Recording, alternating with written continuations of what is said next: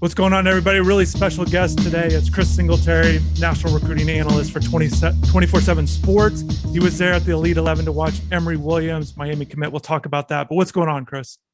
How you doing? I appreciate you having me. Yeah, Fellow Big Ten guy on the line with me. So this is kind of cool. yeah, it was fun chatting a little bit. Yeah, Chris, and obviously you're doing great work at 24/7. They brought you on board. You know, all the experience you have, not just as a player, but being a recruiting coordinator at the highest level in college football. I want to talk about Emory, how he looked at the event, but can you lay out what the Elite 11 is for people that don't know, and how did Emory get that invite? How did he become a participant in the event there? But we'll certainly break down his game and how he looked. So the Elite 11 is a 2.5, 3-day event where they take the top quarterbacks from the regionals that participates in different regional combines, whether it's in Florida, Tennessee, Ohio. And so the guys with the highest rating that wins those regionals now get invited to the Elite 11 finals. And that's how Emory became one of the invites. And it culminates with a lot of things. Of course, the on the field work, but they're doing a lot of things off the field. Learning how to watch film, learning how to dissect different defenses, understanding different route concepts, doing some life skill stuff, talking about how to handle social media and be able to control that narrative for you as you move forward, especially in the world of NIL. How do you address that to be able to benefit you and your brand? From the football standpoint, the first day those guys got there, they checked in, went through some orientation type things, and then they hit the field for like a half a workout. And then that workout, they did some things where they did throwing off platform, rolling out in the red zone, being able to complete balls on air. Then they did some intermediate things where they talked about and showed whereas if they were facing the blitz and the pressure was coming and now you're throwing off platform, off your back foot, things of that nature. And then they did some of the long throws, some of your deep bigs, deep comebacks, post corners, and corner routes. And so that was day one. Day two, each guy had one rep, and it was started by the counselors, and they went through, and it was kind of like a true pro day. You started off at the -5, and you're working your way, driving your team down the field. So you're doing all the different throws, whether it's the swing out of the backfield, and we call it the black zone in football when you're in the negative. That's obviously the red zone. Some schools call it the goal zone when they're going down to score. So you're working your way from there, and then you get to the middle of the field, and now you're doing some different route concepts, some slants, some back shoulders, things like that. And then as you cross the 50, now you're trying to hit your home run shots, deep balls up the sideline, deep balls up the seams, things like that.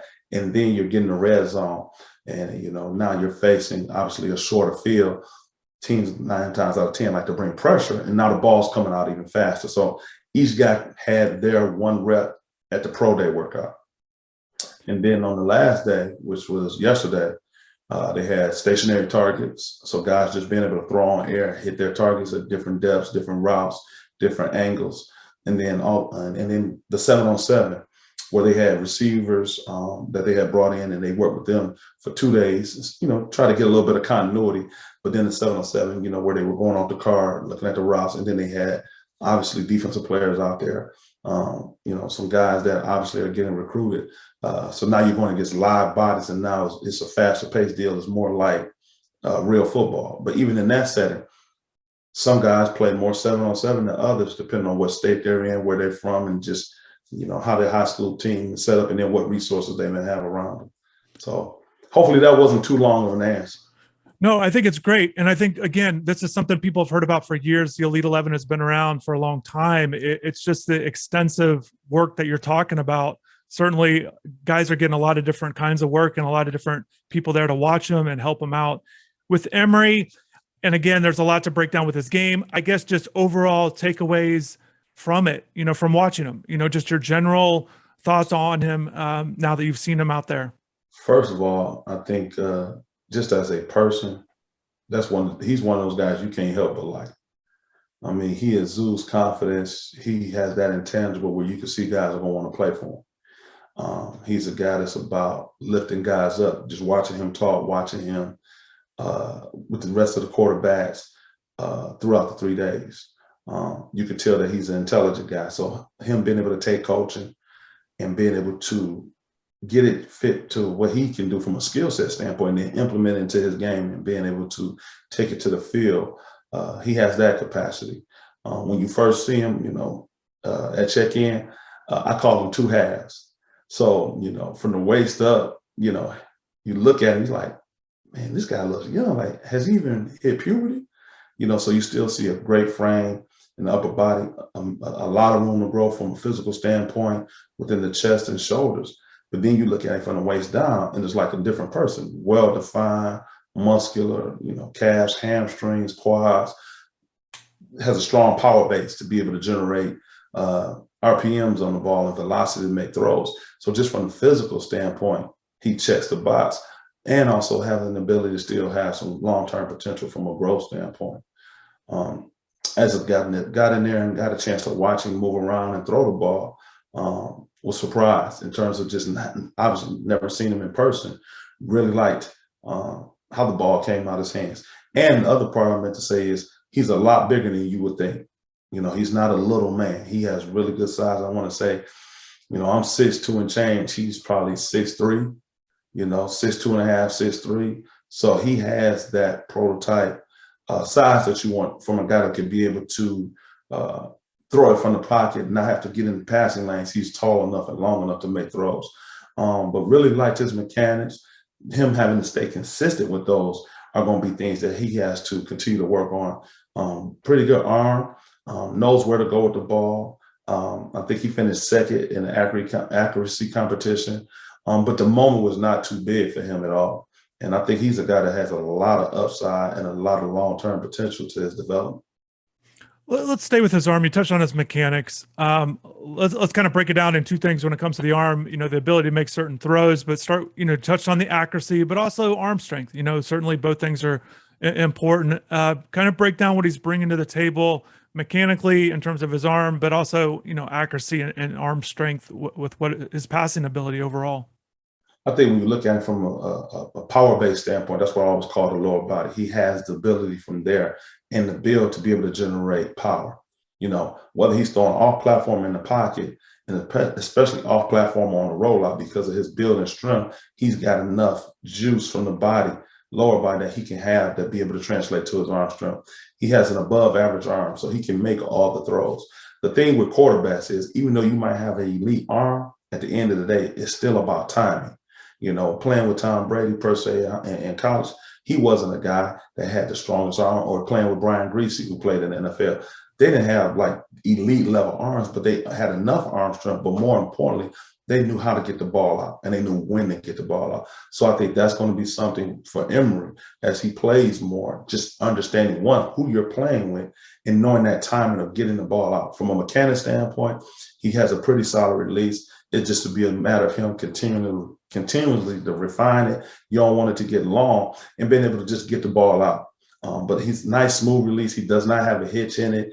It's not one of those elongated releases where you're like, man, you can see long-term how that's going to have to be an issue. And at this point in the age, if you're long with it, 9 times out of 10, it's going to be hard to fix, because now you have to strip that guy down back to the basics to build him back up to try to even get the ball out quicker and probably, compact that release. But from a mechanic standpoint, he's pretty sound. Obviously he needs reps and work, but, he's right where he needs to be. And he has more than what it takes to be a guy to be a really good player and on the ACC level and the Power 5 level. Was there a moment that stands out to you, either a drill, interaction, or even just one play that stood out to you, like kind of your biggest thing where you saw out of him at the event? Was there anything like that, Chris? When you meet him, it's like, okay. And then the more you talk to him, you're like, yeah, he's a nice guy, but he has some oomph to him. He has a lot of competitiveness in him, and he has some internal fire. And then they were doing kind of routes on air. He threw a deep comeback to the far hash. And I was like, okay, when you see something like that, that's probably one of the harder throws you have to make in football. And that shows arm talent, that shows understanding how to use your body to generate the power to throw the ball, because it's not just all arm. And that, when he was able to do that, I was like, okay, this guy has what it takes to be able to play and compete on this level. From my perspective, kind of evaluating quarterbacks and kind of just watching them, there's just so much that goes into evaluating a quarterback. Not we touched on the arm strength or accuracy or those kinds of things, Chris. And I know you're touching on it, but just the intangibles, the work ethic you touched about, a fire. There's, to me, the leadership ability. All those things from a quarterback standpoint are so important in their development.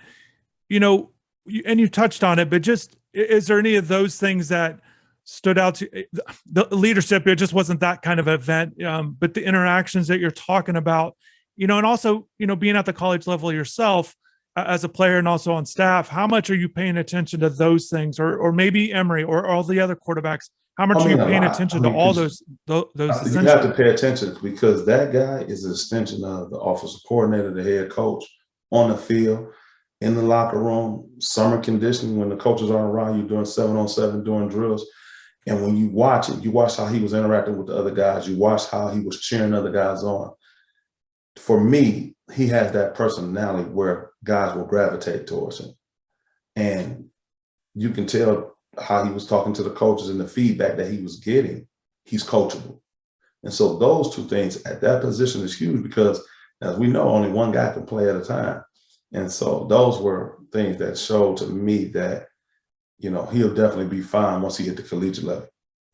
So current rankings, fans are always interested in where he's at, or all guys. He goes into the event 46 in the quarterback rankings, 24/7 Sports composite ranking, 63rd by 24/7. Do you foresee a ratings jump for him whenever the next ratings comes out? Where do you kind of view him now that you've seen him after this week? Just where do you kind of view him maybe moving forward in the ranking standpoint?